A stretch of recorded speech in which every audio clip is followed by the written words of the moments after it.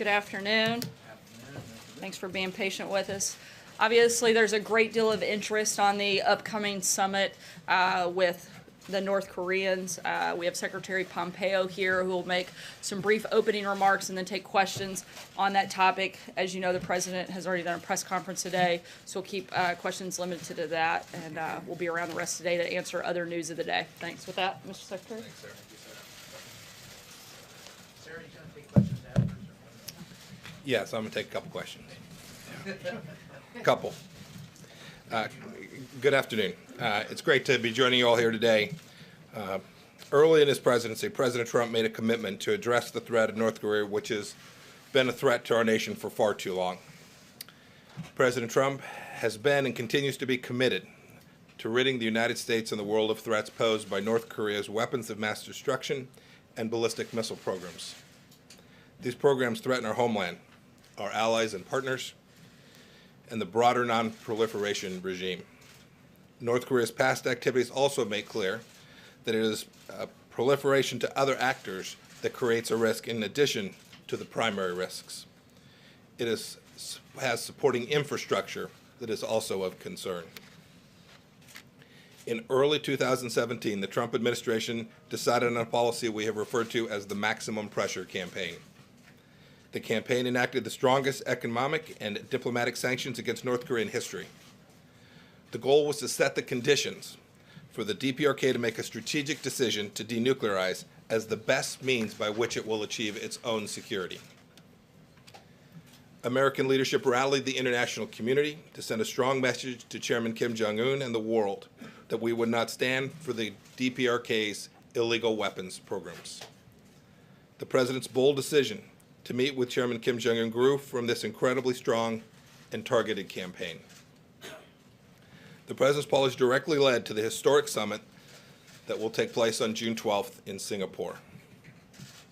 Back on March 8th, Chairman Kim Jong-un expressed his desire to meet with President Trump as soon as possible.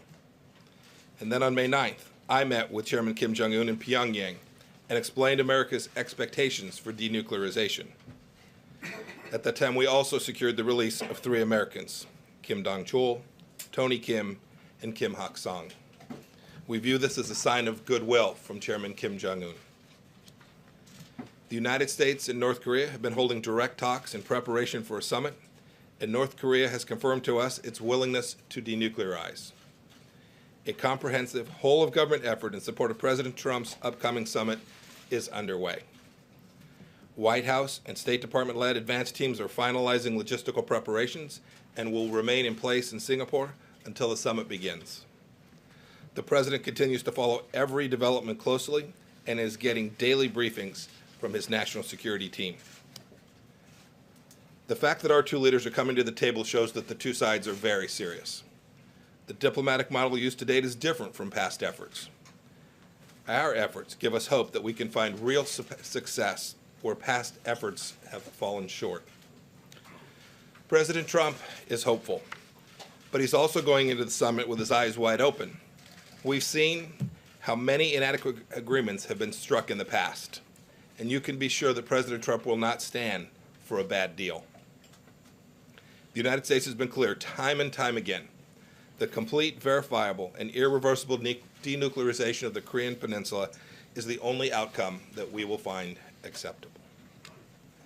The President recognizes that North Korea has great potential, and he looks forward to a day when sanctions on the DPRK can begin to be removed. However, that cannot happen until the DPRK completely and verifiably eliminates its weapons of mass destruction programs. President Trump and Chairman Kim will certainly also discuss security assurances for the DPRK, establishing a peace regime and improving relations between our 2 countries. Until we achieve our goals, the measures that the world, alongside the United States, has put on the regime will remain. In the event diplomacy does not move in the right direction, these measures will increase.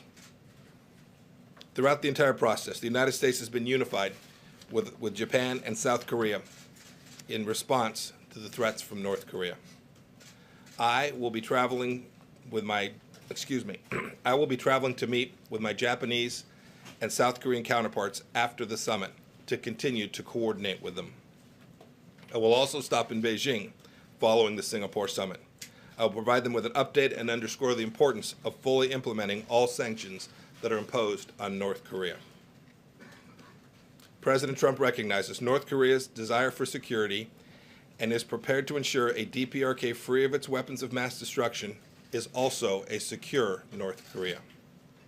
President Trump has made it clear that if Kim Jong-un denuclearizes, there is a brighter path for North Korea and its people. We envision a strong, connected, secure, and prosperous North Korea that is integrated into the community of nations. We think that the people of the United States and North Korea can create a future defined by friendship and collaboration, and not by mistrust and fear. We believe that Chairman Kim Jong-un shares this positive vision for the future, and we are committed to find a path forward. And we assume and hope that that belief is sincere. We're looking forward to being in Singapore in just a few days. As a reminder, we'll take just a few questions before the Secretary has to depart. Roberta? Thank you. Yes, ma'am. What progress have you made in narrowing the gap in your understanding of denuclearization and North Korea's definition of denuclearization? Has there been progress in bringing that definition closer together? Yes. Can you describe that a little bit? No. That was quick. John Becker? Thank you, Sarah. Thank you, Secretary Pompeo. As you mentioned in your remarks, North Korea in the past has reneged on prior agreements that it's made with the U.S. government. So I have two questions for you. The first question has to do with your experience meeting with Kim Jong-un. Do you trust him? And my second question has to do with the negotiations that are upcoming with North Korea. Who, in your opinion, has the upper hand in the negotiations and why? So with respect to your first question, I've had the chance to meet with Chairman Kim Jong-un twice now. I can tell you he is very capable of articulating the things that he is prepared to do, present clearly the challenges that we all have to overcome. It's why the two leaders are meeting. It's the opportunity to lay those out clearly between the two leaders so that we can see if we can find a path forward together that achieves the outcomes that both countries want. And your second question? Who has the upper hand in the negotiations? Yeah, we don't think about it in terms of who has the upper hand. We know this has been a long, intractable challenge. It's gone on for decades. The president has said repeatedly previous administrations weren't prepared to do what we've done already. It's not about who has the upper hand. It's about trying to find a way where the two sides can come to an understanding where we can get concrete steps, not just words, that resolve this challenge. Pamela? Mr. Secretary, first of all, the President said that he doesn't believe he needs to prepare very much ahead of the summit. Do you think that's a prudent approach? And also I want to get your reaction to Rudy Giuliani's comments that Kim Jong-un got back on his hands and knees and begged for the summit to go back on, whether you think he should be weighing in on these international affairs and whether you agree with that assessment. So with respect to your second questions, I took him as being a small room and not being serious about the comments. I think it was a bit in jest. Do you think it could jeopardize the summit, or? We're moving forward. We're focused on the important things. I know Rudy. Rudy doesn't speak for the administration when it comes to this negotiation and this set of issues. With respect to your first question, progress. We're making progress inch by inch, and we're going to travel there. This is different. The approach that President Trump has taken is fundamentally different. In the past, there had been months and months of detailed negotiations, and they got nowhere. This has already driven us to a place we've not been able to achieve before. Dave Boyer? Thank you, Mr. Secretary. The President said today that if the Singapore meeting goes well, he'd like to bring Kim Jong-un to Washington possibly for further meetings. Has Kim Jong-un invited the President to come to North Korea? So I don't want to talk to you about the conversations that have been had between the North Korean side and the United States. I'll leave that for the President to talk to. But I do want to get to, and this comes back to the other question that you asked about the President's preparation. So in my previous role, and I've said this before, you can look it up, there were few days that I left the Oval Office after having briefed the President that we didn't talk about North Korea. So over months and months, days and days, President Trump has been receiving briefings on this issue about the military aspects of it, the commercial, economic aspects of it, the history of the relationship, and in the past few months, there have been near daily briefings, including today, where we have been providing the President all the information that he needs, and I am very confident the President will be fully prepared when he meets with his North Korean counterpart. Just having met the man twice now, what can you tell us about what opinions you've formed of Kim Jong-un as a person? Yeah, so I haven't spent that much time with him. What I have said publicly is he has indicated to me personally that he is prepared to denuclearize, that he understands that the current model doesn't work, that he's prepared to denuclearize, and that two, he understands that we can't do it the way we've done it before, that this has to be big and bold, and we have to agree to making major changes. We can't step through this over years, but rather need to acknowledge it will take some amount of time, that this doesn't happen instantaneously, but that the model for succeeding, security assurance and political normalization and denuclearization, completely verifiably and irreversibly, for that to take place, we've got to make bold decisions, and I'm hopeful that Chairman Kim Jong-un is prepared to make that decision for his country, a big shift in his strategic understanding of his security. Thank you. So you said that the president is prepared to talk about security guarantees for North Korea.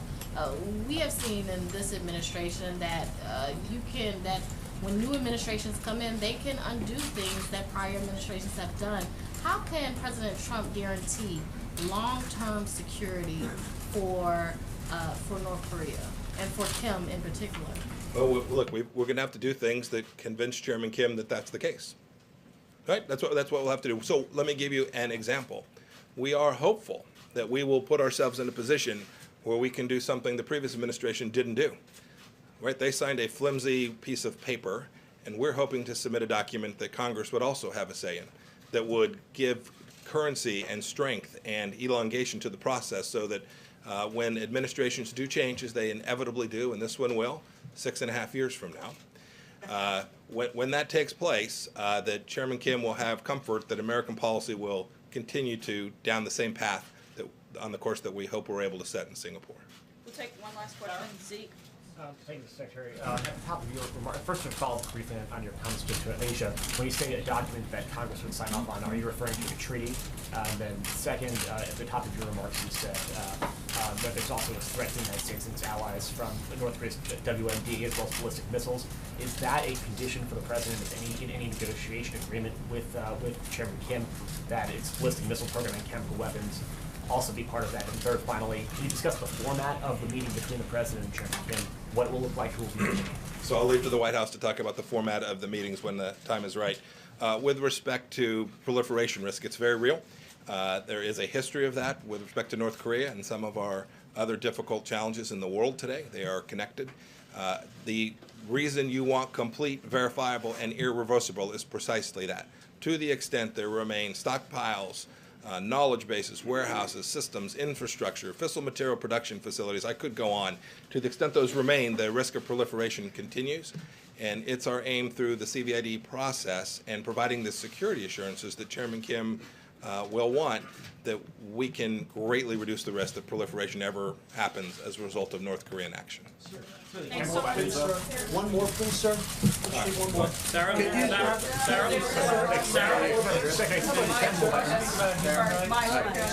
Secretary, can you explain the president's shift when he's gone from talking about defining success for this meeting as a denuclearization of the peninsula to now talking about the need for more meetings? Can you explain what happened there and why this shift? And can you also describe your disagreements over North Korea internally with the National Security Advisor? Yeah, with respect to the second one, I've read a little bit about this, and I love good fiction as much as the next person, but it is without foundation, so much so that I'll be polite since I'm a diplomat now. Suffice to say, those articles are unfounded and a complete joke. There must have been some Oh, no, disagreements. sure. Ambassador Bolton and I will disagree with great consistency over time. I'm confident. Right? We're two individuals. We're each going to present our views. I'm confident that will happen on issues from how long this press conference ought to go to issues that really matter to the world. It's absolutely the case that Ambassador Bolton and I won't always agree. I think the president demands that we each give them our own views. So that's great. Yeah. So you had your first question. I'll try and answer. I'll try and answer your first question too. I don't see the shift as disjunctive as you do. The president's always understood that this was a process. It's been very clear that there would always take a great deal of work to do this. So I think you can interpret how you will, but I think your characterization of that is also doesn't reflect the president's understanding. I think his understanding about this process has been pretty consistent since I've been working with him now almost a year and a half ago. Thanks so much, guys. Nuclear weapons on the bargaining table.